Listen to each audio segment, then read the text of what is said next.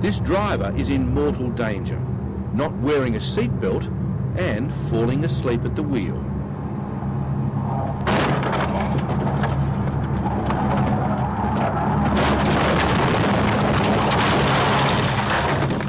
He was lucky he survived. In another car, a taxi driver's life is now being threatened. This extraordinary footage represents a revolution in video surveillance captured from more than 30,000 vehicles. Big Brother has arrived on our roads.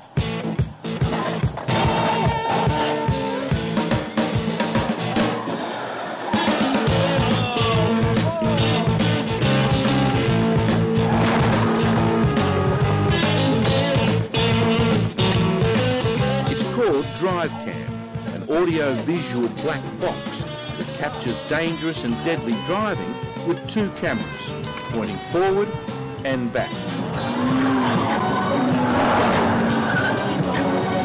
And software recording vehicle speed and other critical information.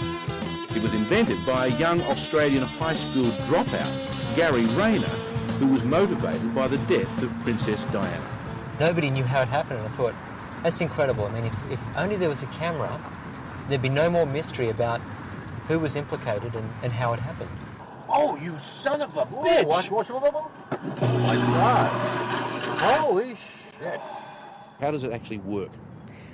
Well, think of it like a video camera that's always rolling, except that it forgets everything that's more than 15 seconds old. Just is erased.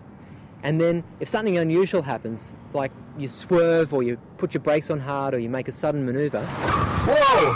Gee, okay. Hit the brakes. And the camera would have been activated? Oh, it's automatically recording. The camera knows from the G-force sensors that something unusual's happened. And then it goes backwards in time 15 seconds earlier, keeps all of that, keeps going for an extra 15 seconds later, so you have the whole 30 seconds surrounding the event.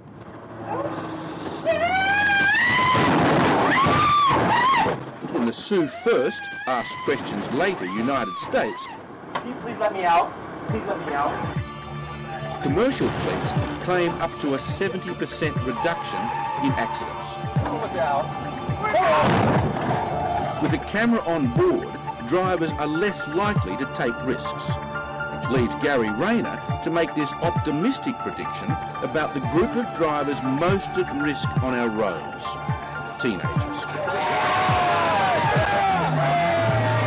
DriveCam's been proven in the fleet market to reduce accidents by 50 to 70%, which I believe would be a 50% to 70% reduction in deaths as well. Now, if we can duplicate that with teenage drivers, and I absolutely expect that we can, we could be talking about hundreds or even thousands of lives saved per year. So in effect, he's making a highly controversial claim that these cameras could be as effective a safety device as seatbelts and airbags. We know, for example, seatbelts reduce the fatalities by up to 60%, and there's been an enormous amount of research in that area. To claim that it's more effective than those two interventions alone, I think is ludicrous.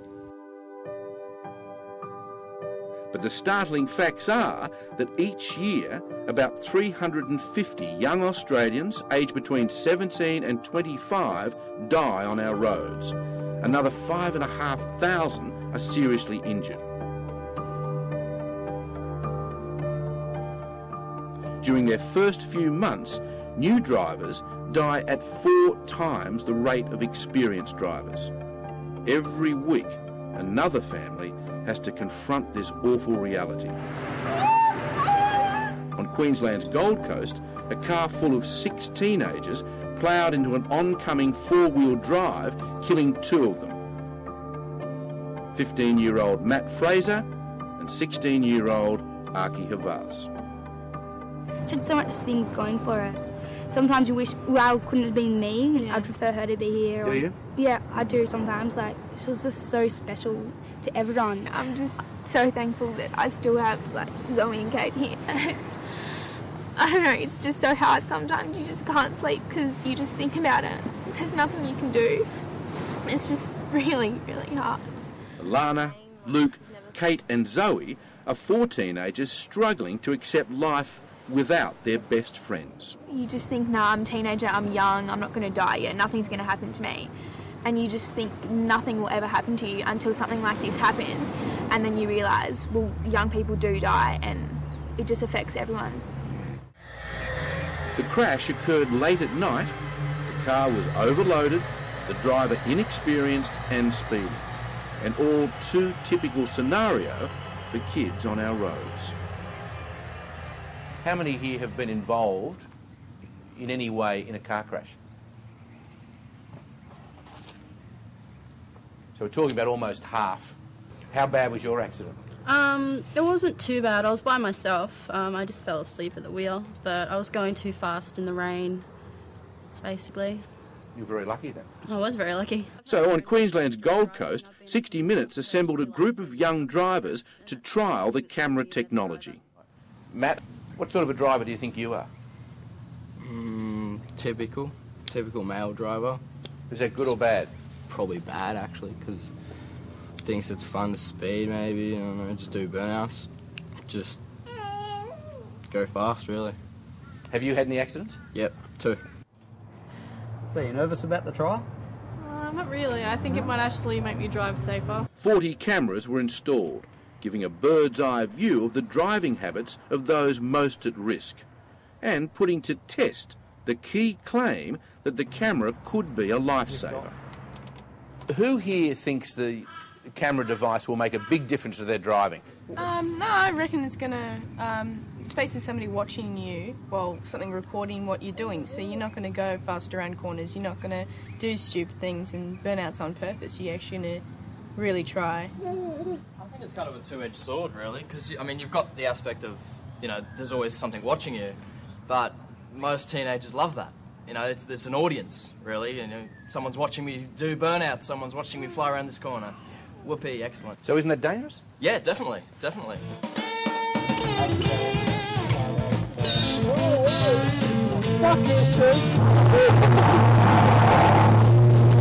Over the past 2 months, the triggered cameras captured these young Australians driving like we've never seen our kids drive before. Saying one thing, did you learn from them? Yeah, I've slowed down a lot more now and paying a lot more attention. Doing another. Handbraking, the right way, you know it is, you know it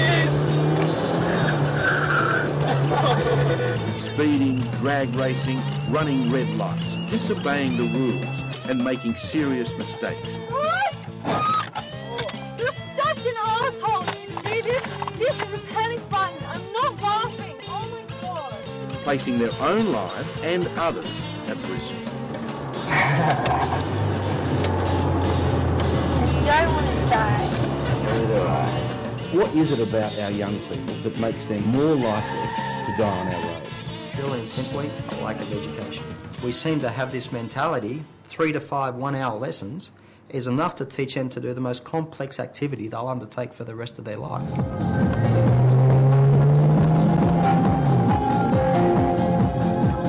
You obviously feel confident in your ability to throw the car through like that, but you took so many unnecessary risks that if one variable that you didn't anticipate had crept into that, it would have been an accident. It was driving instructor Gene Corbett's job to counsel the kids on where they went wrong. The cameras revealed many dangerous flaws in their driving, but that's no surprise. Speed and inexperience are the big killers, and it's not as if there aren't any solutions either. Not bad. The research at this stage around the world suggests that, you know, with graduated licensing, where the components of passenger restrictions and night driving restrictions are implemented in that you can achieve up to 30% reduction in serious injuries. Now, that's the best evidence we've got at this stage. Well, if curfews and passenger restrictions are so successful, why haven't governments introduced them? It's a moot point. It's, I think, politically unpalatable for a number of the governments. I think probably... Why? Because young drivers vote too? Certainly. So content to lose young lives, but don't want to lose any votes. It's a sad indictment, really, isn't it? It certainly is. This is yet another one of those roadside memorials we see all over Australia.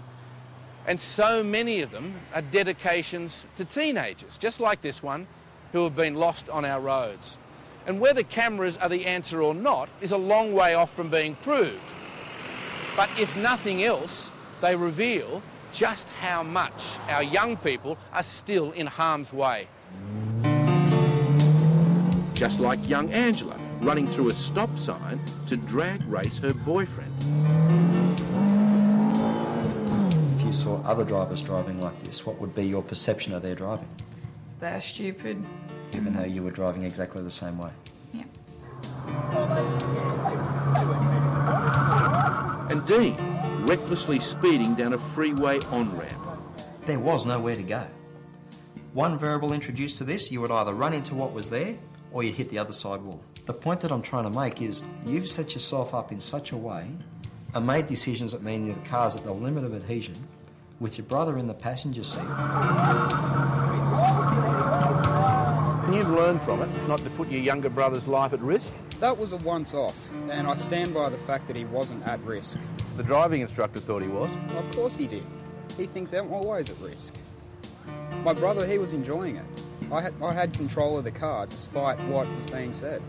So of the 40 young drivers with cameras in their cars, 20 you gave tuition to, 20 you didn't. Yep. What was the outcome?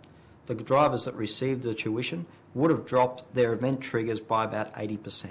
So drivers that were coming in with 20, 25 events per week were getting down to 1 to 2. There was only 2 drivers in the group that were receiving tuition that didn't have a demonstrated improvement. If anything, what this experiment has revealed is that often without realising it, young Australians are a danger to themselves and others on the road. Oh, Jesus. Ease up. Some tough lessons have been learned. I got to turn the corner, wait a second. I can't believe I did that. I was such a dickhead. And why did you need the video to tell you how bad you were? I don't know. I guess you just don't think about it, and you need something like that to make you realise how important, the stupid things you do, how they can actually affect your life. Or take it. Yeah.